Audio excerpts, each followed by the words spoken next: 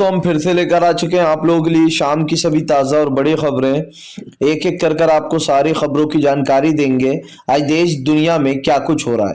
दरअसल दोस्तों सबसे पहली जो बिग ब्रेकिंग निकल आ रही, जी हाँ, दरअसल आपको बता दो दोस्तों ममता बनर्जी का बड़ा ऐलान, बोले फिलहाल तीसरा फ्रंट, जी हाँ, तीसरा फ्रंट ही भाजपा को हटाएगा सत्ता से इस बार। इसके बारे में आपको बताएंगे। वहीं पर दोस्तों अगली बिग ब्रेकिंग में हम आपको बताएंगे दोस्तों, गोदी मीडिया के ऊपर भड़के राहुल गांधी, बोले सिर्फ मीडिया प्रधानमंत्री नरेंद्र मोदी का गुणगान गा रही है, ना सरकार अपना काम कर रही है ना ही मीडिया।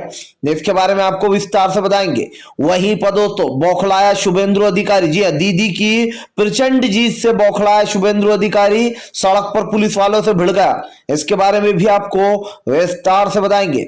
वहीं पर दोस्तों अगली बिग ब्रेकिंग में हम आपको बताएंगे दोस्तों, अमित शाह की रैली में, जी हां, जय श्री राम के नारे लगाने वाले मुसलमान को मिल रही लगातार धमकियां।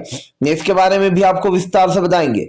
वहीं पर दोस्तों अगली बिग ब्रेकिंग में हम आपको बताएंगे दोस्तों, कांग्रेस का विरोध, बोले अगर वोटर आईडी से आधार को जोड़ा तो फिलहाल पूरा डेटा लीक, भाजपा चाहती है एक बड़ा, जी हां, बड़ा घोटाला। इसके बारे में बताएंगे। वहीं पर दोस्तों अगली बिग ब्रेकिंग में हम आपको बताएंगे, अखिलेश यादव बोले सत्ता में आते से ही सबसे पहले जातीय जनगणना कराऊंगा, जी हां, इसके बारे में भी आपको विस्तार से बताएंगे। वहीं पर दोस्तों धर्मांतर को लेकर कर्नाटक में छिड़ी जंग, कांग्रेस बोली नहीं देंगे साथ, इसके बारे में भी आपको विस्तार से बताएंगे। वहीं पर दोस्तों असदुद्दीन ओवैसी का भाजपा के ऊपर बड़ा हमला, बोले फिलहाल जिस तरीके से ये बिल लाया गया और पास कराया गया इसमें भाजपा की बड़ी चाल है, इससे आम जनता का हनन होगा, कई लोग वोट ही नहीं डाल पाएंगे। इसके बारे में भी आपको विस्तार से बताएंगे। वहीं पर दोस्तों अगली बिग ब्रेकिंग में हम आपको बताएंगे दोस्तों, अजीत अंजुम को महिलाओं ने बताई सच्चाई। जी हां दोस्तों, अजीत अंजुम सर को अब महिलाओं ने सच्चाई बताई कि कैसे मोदी की रैली में उनको जबरदस्ती बुलाया जाता है और खींच खींच कर ले जाया जाता है और वहां ले जाकर पैसा वगैरह कुछ नहीं दिया जाता है। इसके बारे में भी आपको विस्तार से बताएंगे।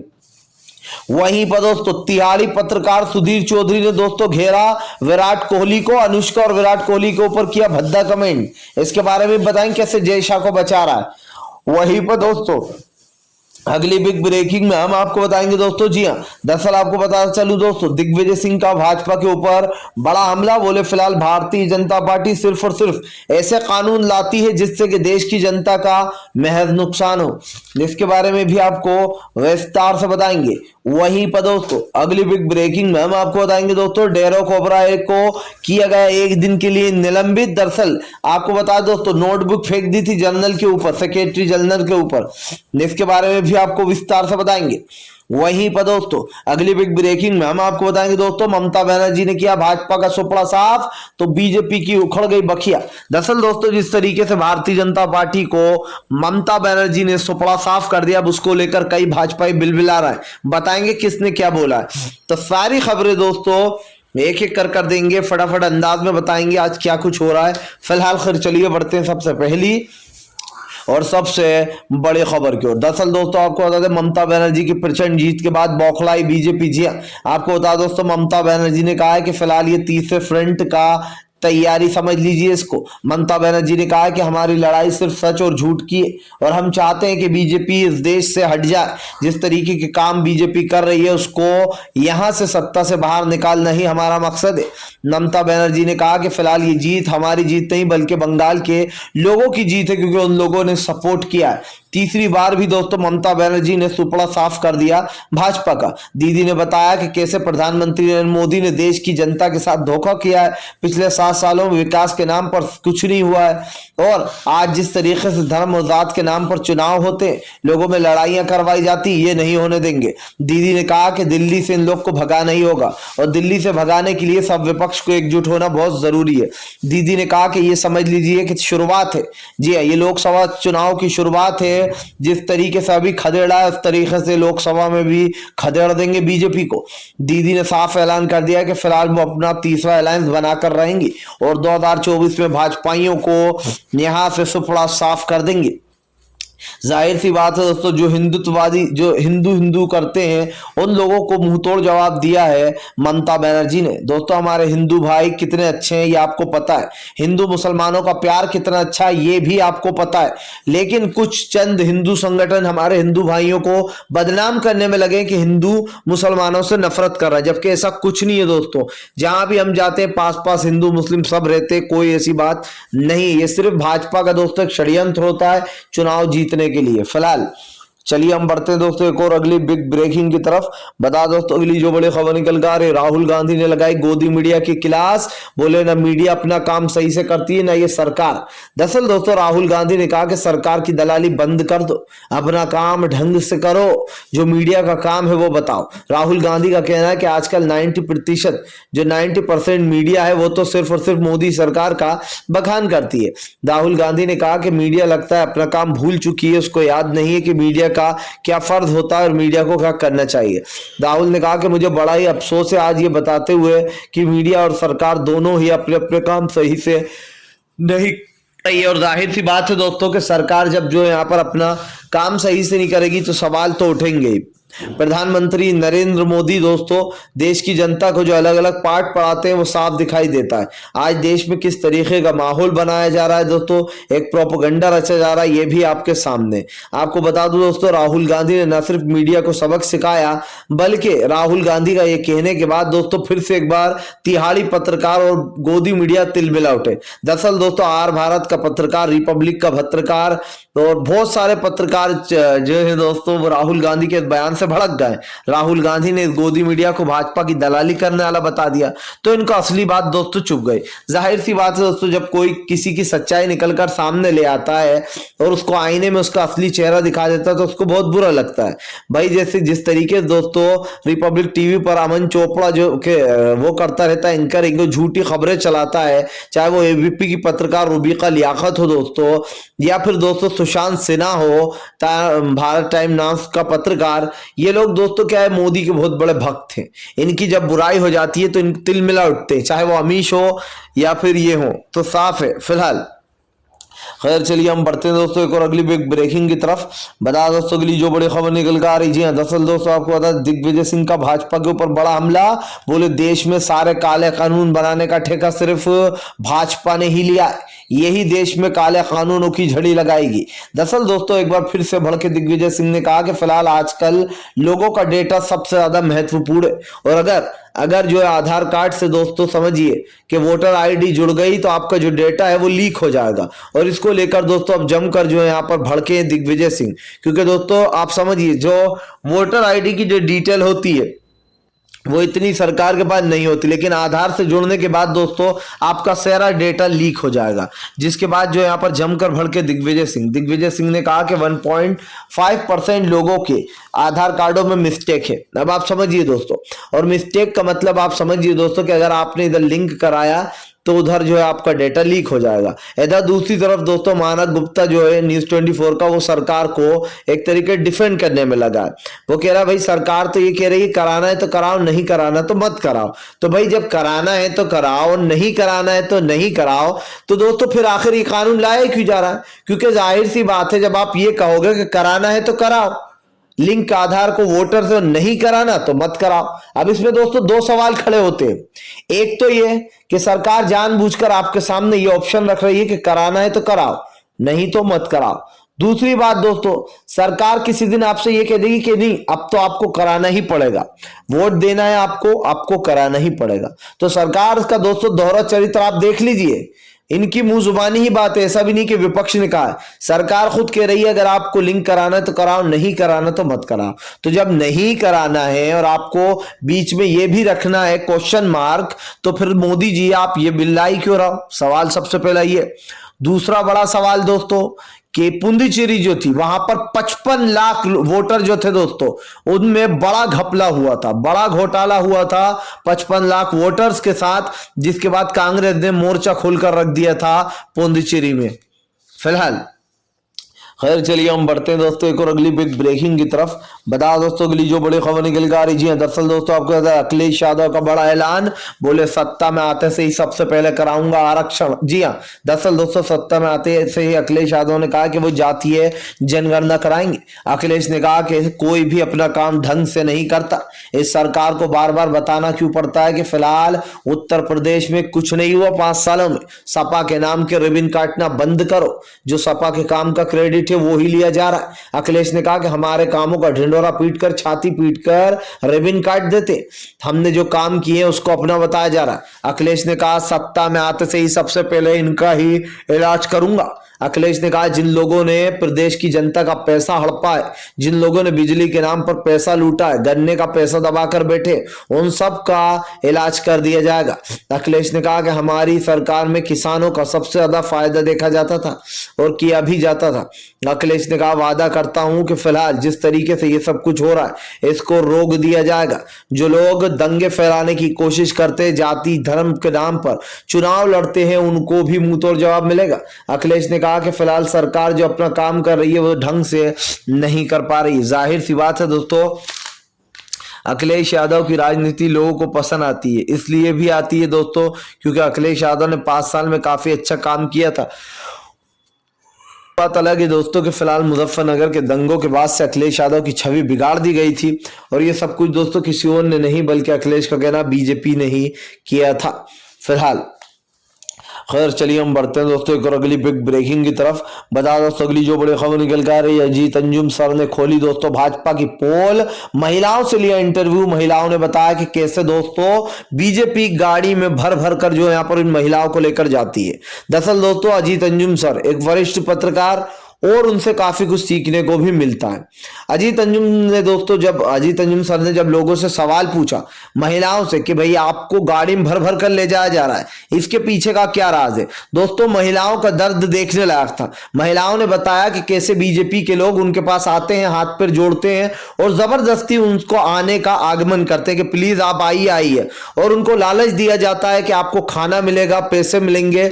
जब महिलाएं वहां पर रैलियों में पहुंचती है दोस्तों तो 0/7 नाटा, यानी कि दोस्तों ठेंगा दिया जाता है। अब आप समझिए, एक तरफ महिलाओं को दोस्तों मना भैला फुसला कर पैसे का लालच देकर रैलियों में ले जाया जा रहा है, दूसरी तरफ दोस्तों महिलाएं जो है वो कोस रही हैं इस मोदी सरकार को। दोस्तों आप एक चीज समझिए, आज जो हो रहा है और आज जिस तरीके की राजनीति ये सरकार कर रही है, इसको लेकर कहीं ना कहीं सत्ता पक्ष जो है वो सरकार के निशाने पर है। जाहिर सी बात है दोस्तों कि घटना चाहे कोई सी भी हो, लेकिन पत्रकारिता जो है वो सच्ची होना चाहिए। जैसे कि दोस्तों आप देख लीजिए, हमारे देश में बहुत कम सच्चे पत्रकार बचे होंगे। एक तो अजीत अंजुम सर ही है दोस्तों सच्चे पत्रकार, दूसरे अभिसर शर्मा हैं, सबसे बड़े दोस्तों रवीश कुमार सर हैं, साक्षी मैम है, और भी दोस्तों पत्रकार हैं जो बेचारा अपना काम अच्छे से कर रहे हैं। हमने भी दोस्तों इनसे काफी कुछ सीखा है और सच्चाई आप तक रखते हैं। लेकिन सवाल यही है दोस्तों कि आज जिस तरीके से महिलाओं को जबरदस्ती ले जाया जा रहा है रैलियों में पैसे का लालच देकर, क्या ये सही है दोस्तों? क्या ये लोकतंत्र की धज्जियां नहीं उड़ाता? क्या ये पैसा लगा कर भाजपा दोस्तों कभी लोगों देखिए सरकार गिरा देती है पैसे के बल पर, कभी जो विधायकों को खरीद लिया जाता है। तो यानी कि आजकल दोस्तों सबसे बड़ा रुपया ही है भैया। फिलहाल खैर चलिए हम बढ़ते हैं दोस्तों एक और अगली बिग ब्रेकिंग की तरफ। बता दोस्तों अगली जो बड़ी खबर निकल कर आ रही, जी हाँ, दरअसल दोस्तों आपको बता दें धर्मांतर को लेकर अड़ी कांग्रेस नहीं देगी समर्थन। दरअसल दोस्तों येदियुरप्पा को सीधी चेतावनी दे दी है कांग्रेस ने कि फिलहाल समर्थन नहीं देंगे। आपको बता दोस्तों इन दिनों धर्मांतर को लेकर कर्नाटक संसद में बवाल मचा हुआ है।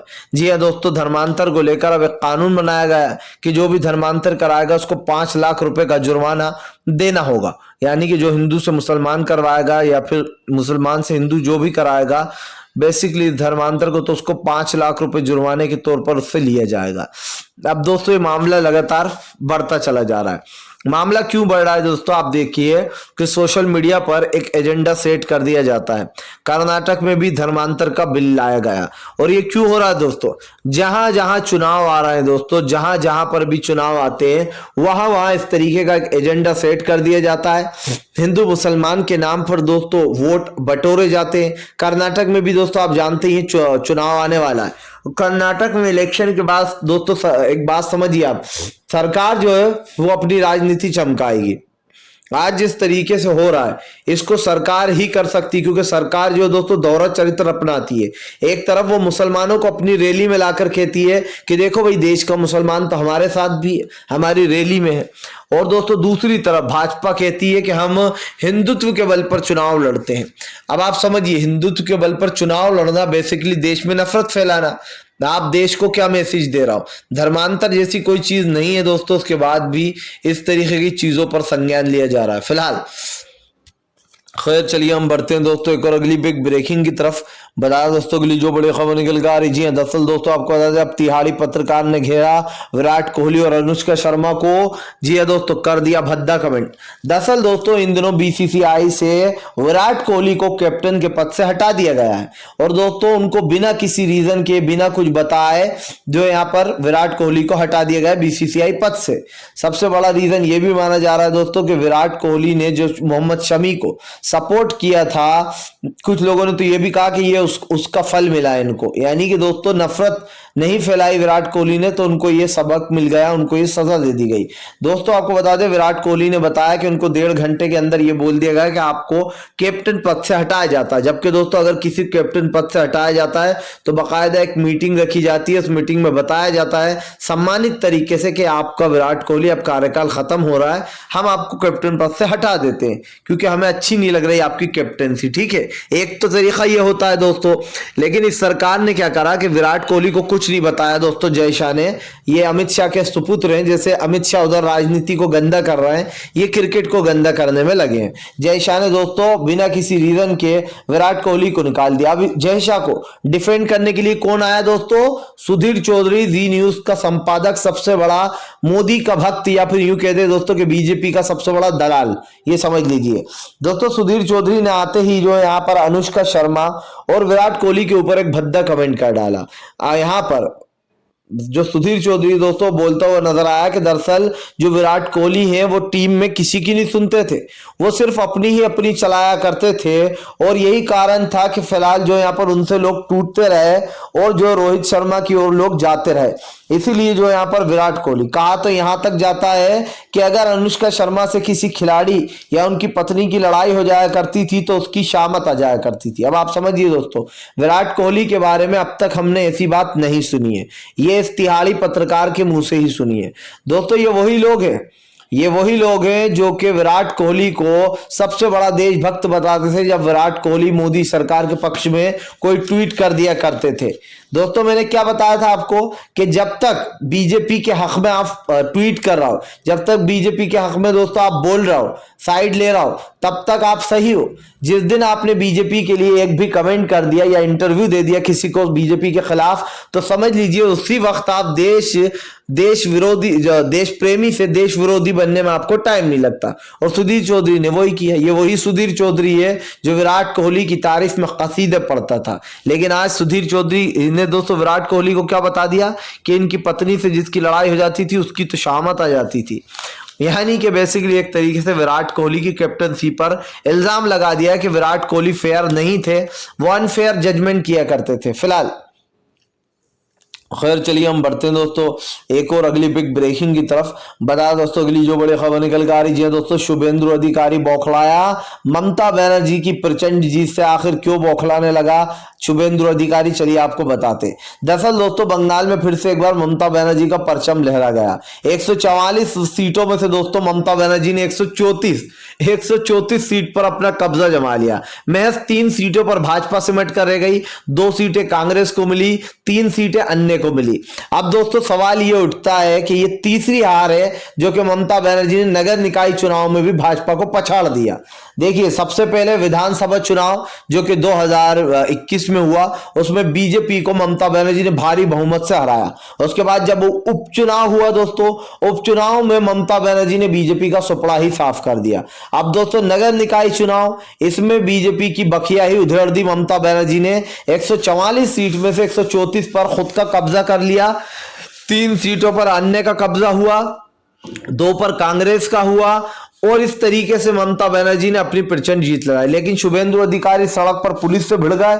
शुभेंदु अधिकारी को दरअसल दोस्तों आपको बता दे जाने से रोका गया। जी हाँ, वहां पर धारा 144 लगाई गई थी और इसीलिए दोस्तों आपको बता दें कि जब उनको वहां जाने से रोका गया कई जगहों पर, तो शुभेंदु अधिकारी बौखलाते हुए पुलिस से भिड़ गया और बोलने लगा, तुम नौकर हो ममता बनर्जी के, तुम्हें हमारे टैक्स का पैसा मिलता है। अब आप समझिए, पुलिस वालों को नौकर बता रहा है। फिलहाल अगर हमारा वीडियो आपको पसंद आया दोस्तों तो इसको लाइक जरूर कीजिएगा। चैनल पे पहली बार आए तो चैनल को सब्सक्राइब करने के साथ साथ पास में एक घंटी आएगी यानी कि बेल आइकन, उसको जरूर दबाइए ताकि हमारे हर वीडियो की अपडेट आपको दोस्तों मिल पाए और आप सच्ची खबरों से जुड़े रहें जो खबर आपके काम की है।